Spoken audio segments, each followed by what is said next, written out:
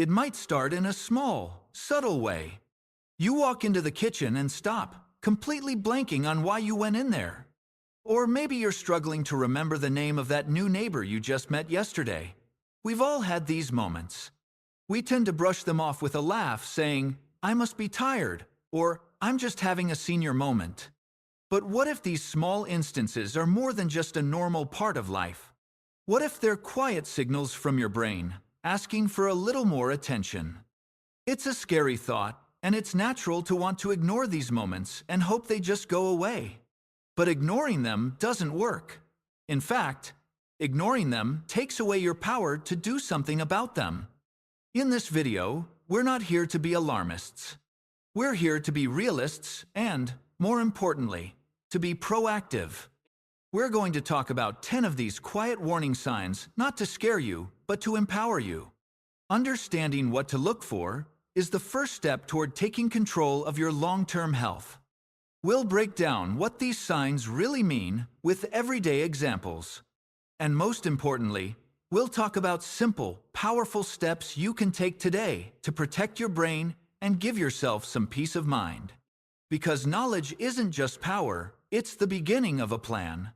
Before we get into the 10 signs, let's clear up one of the biggest sources of anxiety: the difference between normal, age-related memory lapses, and a more concerning pattern of change. It's perfectly normal to forget things once in a while. Forgetting where you put your keys, but finding them after retracing your steps is a classic example. Or maybe it takes you a bit longer to recall a specific word than it used to. This is often just normal absent-mindedness. It happens to everyone, at every age, and it doesn't really get in the way of you living your daily life. Think of it like a file that's just a bit slower to open in your brain's huge filing cabinet. A warning sign is different. It's not about one single moment of forgetfulness, but a consistent pattern of changes that starts to interfere with your day-to-day life. For example, it's not just about forgetting where you put your keys, but finding them in the refrigerator and having no memory of how they got there. Or it's asking the same question over and over, even after you've gotten the answer. These patterns signal a shift in your brain's ability to do things that once felt easy. It's this disruption to your daily life, your ability to work, socialize, or manage your home that turns a simple frustration into a potential warning sign that needs attention. As we go through these 10 signs, keep that distinction in mind. We're not looking for isolated incidents, but for persistent patterns. This is the big one, the sign most people worry about, but it's more specific than just forgetting things. We're talking about memory loss that genuinely gets in the way of your daily activities. A classic example is forgetting information you just learned. You might have a conversation with a friend, and an hour later, have no memory of what you talked about. Or a loved one tells you about an upcoming appointment, and you ask about it again a little later as if you're hearing it for the first time. This isn't the same as needing a reminder for something mentioned weeks ago. It's a problem with forming new short-term memories. Another part of this sign is a growing dependence on memory aids. Using calendars and notes is a great organizational skill. But if you suddenly can't function without writing down every single thing, including simple daily routines you've done for years, that's a flag worth noting. The proactive step here is simple but crucial. Start a log. Don't just worry about it, document it. If you notice you're forgetting recent events or repeatedly asking the same questions, jot it down. Note the date and the specific instance. This written record is incredibly valuable because it turns a vague worry into concrete information you can share with a doctor. Have you ever noticed a task that used to be second nature now feels like a complex puzzle? This is the core of our second warning sign. It's not about being bad at math. It's about a new and persistent difficulty with tasks that require planning and step-by-step thinking. One of the most common places this shows up is in the kitchen. A familiar recipe you've made 100 times might suddenly become confusing. You might forget an ingredient, miss a step, or struggle to follow the instructions in order. What used to be a joy can turn into a frustrating experience. Another area is managing finances. This can look like difficulty tracking monthly bills, making uncharacteristic mistakes in the checkbook, or having trouble understanding a bank statement. This isn't about a simple math error. It's a consistent problem with the brain's executive functions, the skills that help you organize, plan, and complete a task from start to finish. The solution-oriented approach here is to acknowledge the pattern. If you or a loved one are consistently struggling with these kinds of tasks, it's a significant observation. You can try simplifying things, like using pre-portioned ingredients for cooking, or setting up automatic bill payments. But more importantly, recognize that this change is a piece of the puzzle. Note these challenges in the same log you started for memory issues, as they provide a fuller picture. This sign is closely related to the last one, but it focuses more on routine, automatic skills. These are the tasks you do without even thinking about them. For example, think about driving. Suddenly, you might feel lost or disoriented while driving to a place you've gone to for years, like the grocery store or a friend's house. You may know the destination but struggle with the specific route, missing familiar landmarks or feeling a wave of confusion about where to turn next. This can also appear during hobbies. A lifelong card player might forget the rules of their favorite game. Someone who loves a certain computer game might suddenly be unable to figure out how to play it. It can even be something as simple as struggling to use the TV remote or the microwave devices you use every day. What's happening here is the brain's ability to retrieve and execute a learned sequence of actions is faltering. It's disorienting and can be very upsetting. The proactive step, once again, is to observe and document. It's so important to see this not as a personal failure, but as a medical symptom.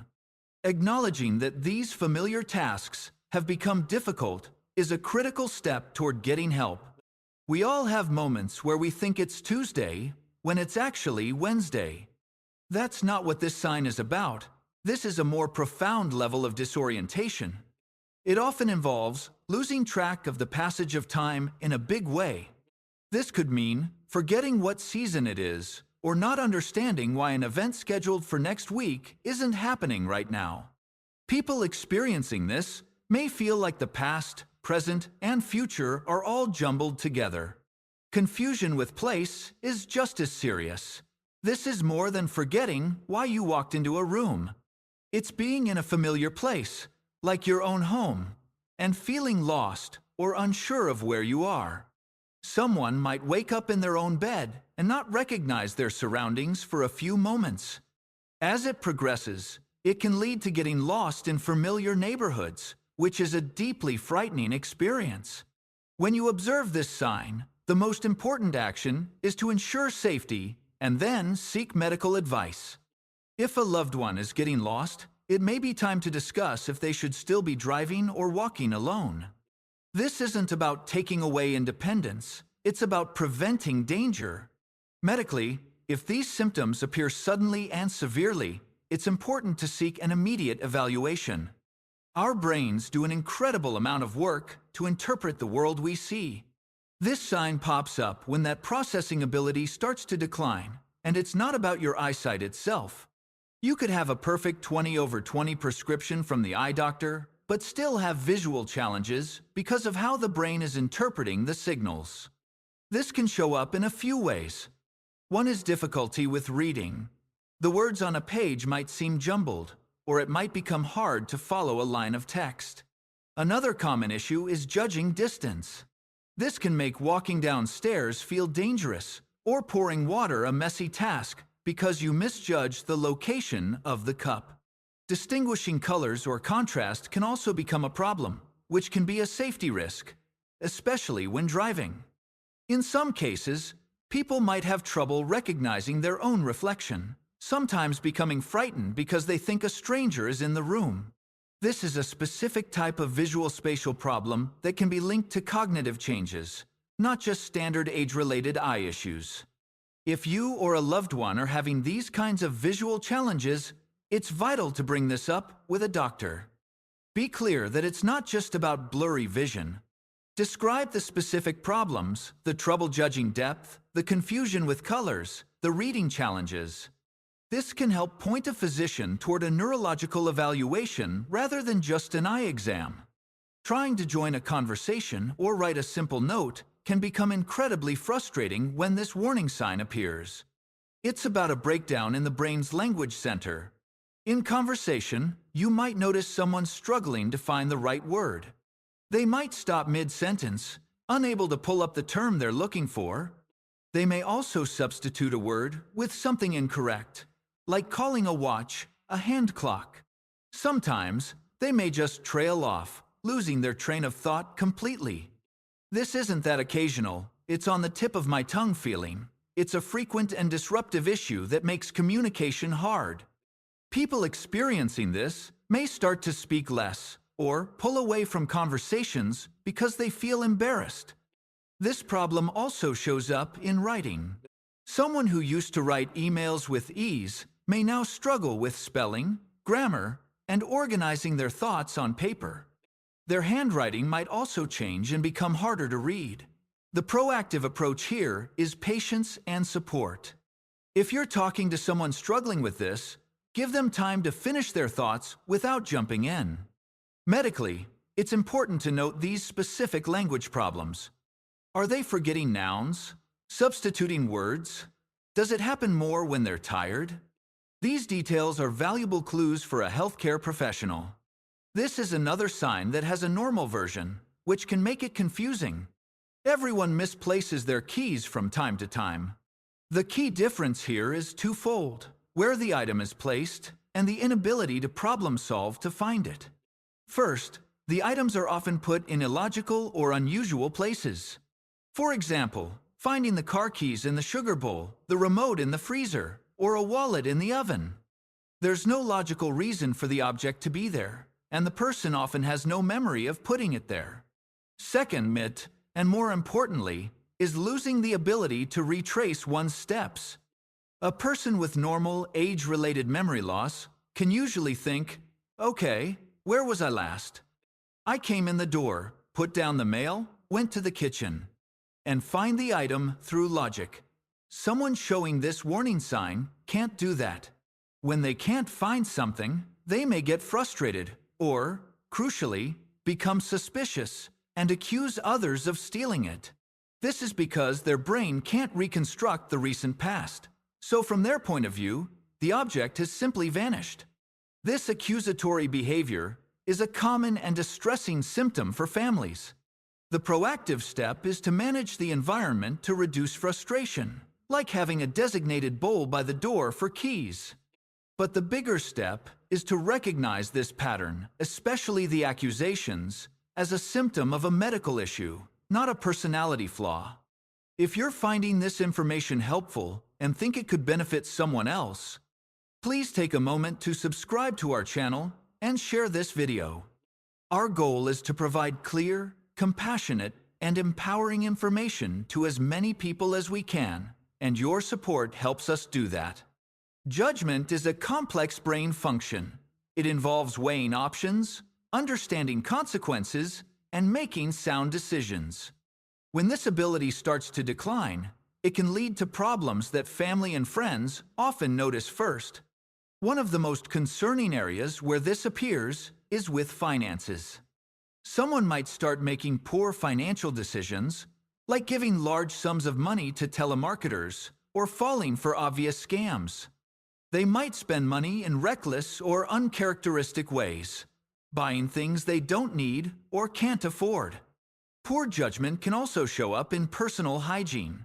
A person who was once meticulous about their appearance may stop bathing, wear dirty clothes, or neglect their grooming. They may not even see this as a problem. It can also manifest in social situations, where someone might say inappropriate things or lose their usual social filter. The proactive step here, especially for family members, is to be vigilant and protective. This is often one of the hardest signs to address, because it can feel like you're questioning someone's autonomy. However, if poor judgment is leading to financial harm or self-neglect, intervention is critical. It's essential to approach this with sensitivity and frame the conversation around safety when speaking with a doctor. When the world starts to feel confusing and simple tasks become hard, a natural reaction is to pull back. This social withdrawal is often a coping mechanism, not a choice. Someone who used to love their weekly book club might stop going because they can't follow the plot or the conversation. A dedicated sports fan might stop watching their favorite team because they can't keep track of the rules. They may give up hobbies they've loved for years because the steps are now too complex or frustrating. This withdrawal is often a direct result of the other signs we've talked about. The difficulty with conversations, the confusion in familiar places, and the struggle with familiar tasks can make social events feel like an exhausting performance. It's just easier to stay home. It can sometimes be mistaken for depression, and depression can certainly exist alongside cognitive decline. But often, the root cause of the withdrawal is the cognitive challenge itself. The proactive step is compassion. Instead of pressuring someone to do something they find overwhelming, try to find simpler, one-on-one activities they might still enjoy. And, of course, report this change to their doctor, as it's a key part of the overall picture. This can be one of the most difficult signs for families. The person they know and love may start acting like someone else entirely. These changes are a direct result of what's happening in the brain. A person might become uncharacteristically confused, suspicious, or fearful. Paranoia is common, and they may believe that family members are trying to harm them or steal from them. This is often connected to their memory loss when they can't find their purse. Their brain supplies a faulty explanation. Someone must have stolen it. They may also become easily upset or irritable, especially when their routine is disrupted. This is because structure provides a sense of safety when their own internal sense of order is failing. A trip to a new restaurant can trigger significant anxiety. On the other hand, some people may become more passive and apathetic. The key is the change. If someone who was always easygoing is now frequently anxious, or if an outgoing person becomes quiet and withdrawn, this is a major shift that should be taken seriously as a potential neurological sign. It's not a choice, it's a symptom. Now that we've gone through these signs, it's so important to take a deep breath and hear this next part. Experiencing one or more of these symptoms does not automatically mean you or your loved one has Alzheimer's or another permanent dementia. There is a long list of medical conditions that can cause symptoms that look a lot like dementia. And many of them are treatable and even reversible. This is why it's so critical not to panic or self-diagnose, but to see a doctor for a thorough evaluation. Here are some of the most common reversible causes of these symptoms. Medication side effects. This is a huge one, especially for older adults taking multiple prescriptions. The wrong drug, or combination of drugs, can cause confusion and memory fog. Urinary tract infections, particularly in older adults. A simple UTI can cause a sudden and severe state of confusion known as delirium. A doctor can determine if an infection is truly the cause. Vitamin deficiencies. Low levels of vitamin B12 are a well-known cause of cognitive problems and can be easily treated. Thyroid problems. Both an underactive and overactive thyroid can impact brain function, leading to mood changes and mental slowness. Depression. Severe depression can mimic the symptoms of cognitive decline, causing apathy and memory problems. Treating the depression can often restore mental clarity. Sleep issues and dehydration. Chronic lack of quality sleep or simply not drinking enough water can have a major impact on your memory and thinking. A doctor's job is to be a detective to rule out all these other possibilities first. Hearing that symptoms might be related to dementia doesn't always mean it's permanent. If you've been nodding along while reading this, You might feel overwhelmed and wonder, what do I do now? The answer is to take small, concrete, powerful actions. Here is your simple 3-step proactive plan. Document your observations. Remember that log we talked about? This is where it becomes so powerful. In a notebook, write down the specific symptoms you've noticed. For each one, note the date, what happened, and how it affected the day. For example, May 15th, Mom got lost driving home from the grocery store, a route she's taken for 30 years. She was very upset and confused when she finally got home. This journal turns vague fears into factual data. Gather your medical information. Before you go to the doctor, get a file ready. The most important thing in it is a complete list of every single medication and supplement being taken, prescriptions, over-the-counter drugs, vitamins, everything. Dose and frequency are important. Schedule an appointment with a primary care doctor. Your journey starts with your trusted primary care physician. Share your documented concerns and your medication list. Your doctor will listen, do an initial exam, and likely order blood tests to check for things like vitamin deficiencies or thyroid issues. They are your partner in this and will refer you to a specialist, like a neurologist, if it's needed. Conclusion: I want to end where we began, with a message of empowerment. Recognizing these 10 warning signs isn't about inviting fear into your life.